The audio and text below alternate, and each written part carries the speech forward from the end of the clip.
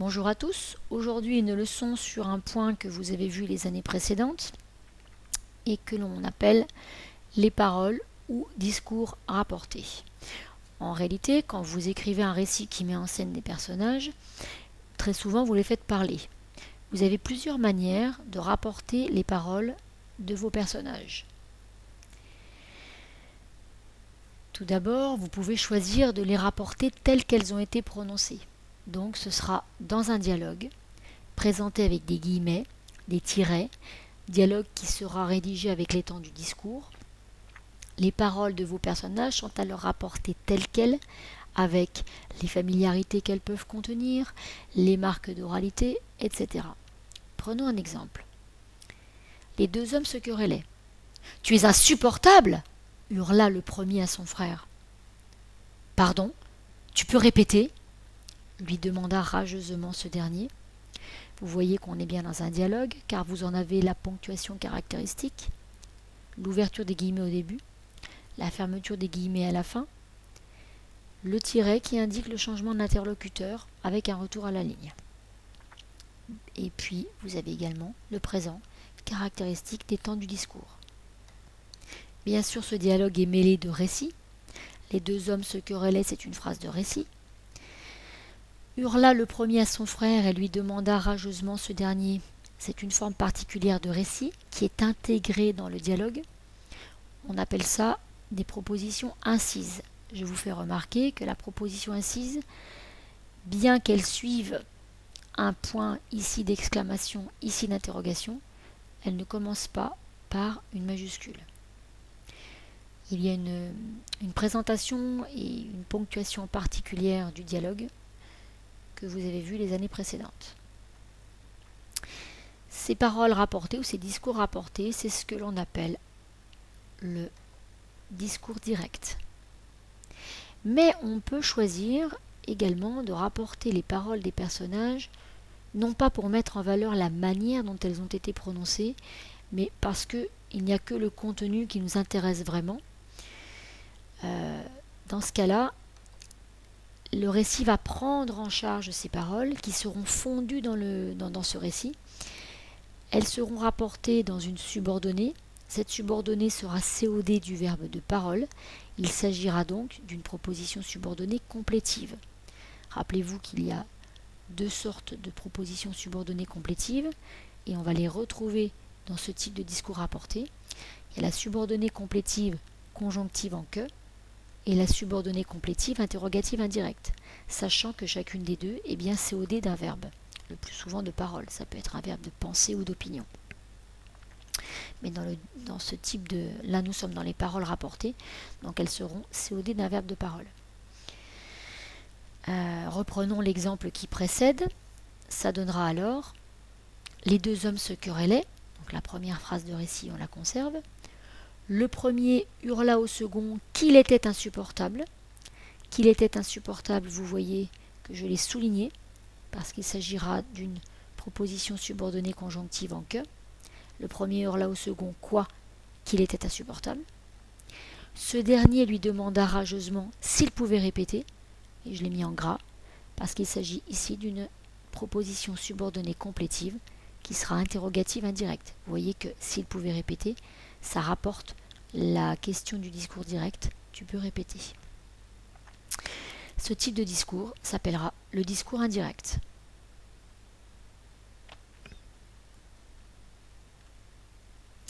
Alors, pour passer du discours direct au discours indirect, ou bien tout simplement pour écrire du discours direct ou pour écrire du discours indirect, il y a certaines règles à respecter. Tout d'abord, il y a une concordance des temps à respecter. Alors, vous avez deux cas. Soit le verbe introducteur est au présent, soit le verbe introducteur est à un temps du passé, quel que soit ce temps du passé. Qu'est-ce que j'appelle verbe introducteur? Bien, regardez dans l'exemple. Il lui assure, mon frère, deux points, ouvrez les guillemets, mon frère viendra car il me l'a promis. Le verbe introducteur des paroles, c'est assure. Il est bien au présent. Dans ce cas-là, vous utilisez les mêmes temps verbaux pour rapporter les paroles dans le discours direct et dans le discours indirect. Ça donnera dans le discours indirect, en passant les paroles dans une subordonnée complétive, il lui assure que son frère viendra car il le lui a promis. Donc on garde bien les mêmes temps.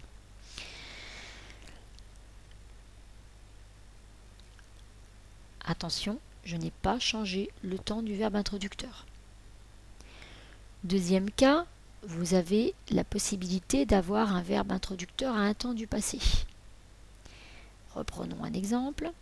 Il lui assura, mon frère viendra car il me l'a promis. Le verbe introducteur est à un temps du passé, c'est le passé simple, c'est le verbe assura. Dans ce cas-là, attention, vous avez des temps du discours pour rapporter les paroles dans le discours direct. Vous voyez qu'ici, vous avez du futur et là du passé composé. C'est ce qu'on appelle les temps du discours. Ce sont les temps que l'on utilise pour parler, pour s'exprimer tous les jours. Alors que dans le discours indirect, vous avez les temps du récit pour rapporter les paroles.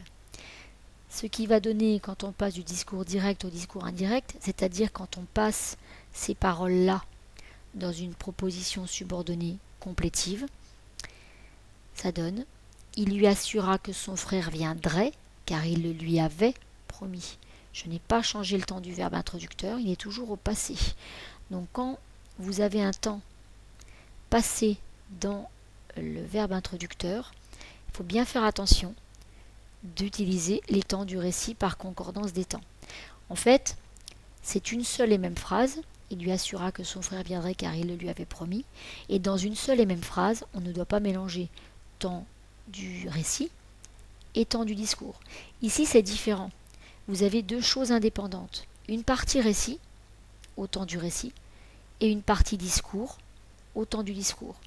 Dans le discours indirect, je vous ai dit juste avant que les paroles étaient fondues dans le récit, donc elles doivent obéir aux règles de temps du récit.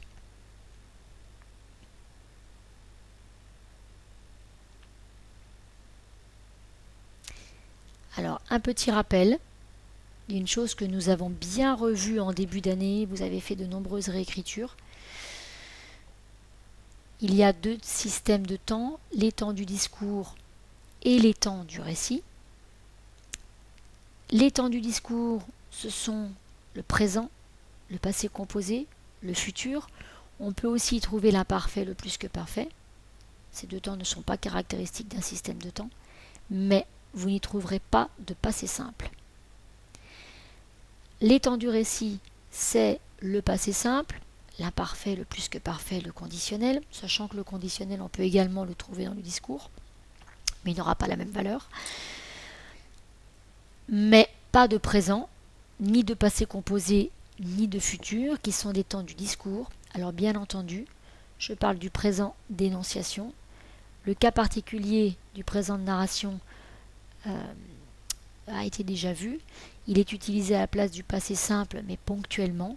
Donc globalement, hormis présent de narration qui remplace le passé simple, vous n'avez pas de présent dans les temps du récit. Mais de toute façon, vous n'aurez pas de présent de narration dans les paroles rapportées au discours indirect.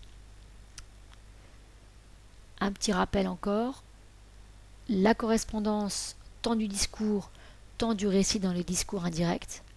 Quand vous aurez des paroles au présent dans le discours, elles seront transposées à l'imparfait dans le discours indirect, qui obéira au temps du récit. Attention, je parle bien des cas où le verbe introducteur est au passé. Le passé composé dans le discours qui sert à exprimer une action passée par rapport à un moment présent deviendra du plus que parfait, puisque dans le récit, le plus que parfait sert à exprimer une action passée par rapport à un moment passé. Ce sont des choses que nous avons déjà vues. Et le futur simple du discours, qui sert à exprimer une action future par rapport à un moment présent, deviendra du conditionnel présent, qui servira à exprimer une action future par rapport à un moment passé. On est dans le cas où le discours indirect sera introduit par un verbe au passé, donc dans le cas où nous trouvons les temps du récit dans les propositions subordonnées complétives qui rapporteront les paroles au discours indirect.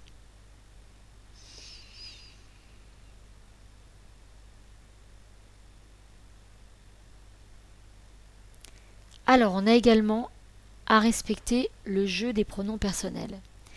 Encore une fois, deux cas. Si l'on a des pronoms de première et deuxième personne dans la proposition introductrice, ou si l'on n'a pas de pronoms de première et deuxième personne dans la proposition introductrice.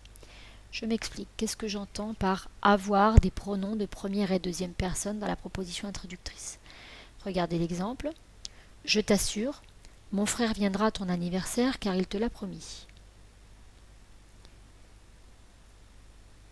Eh bien, vous voyez que le je et le t' sont des pronoms de première et deuxième personne dans la proposition introductrice.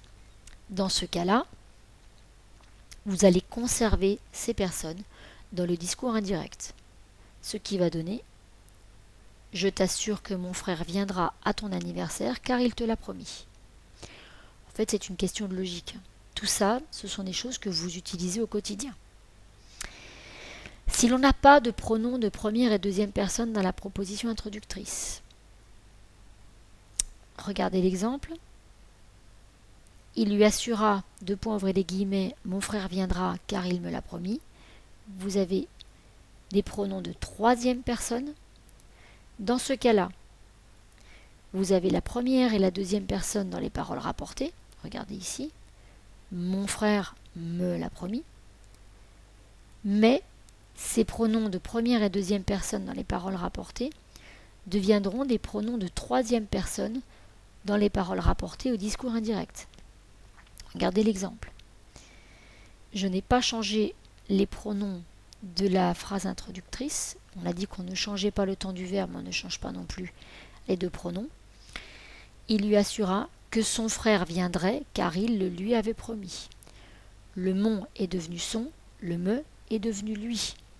Mais c'est encore une fois une question de logique.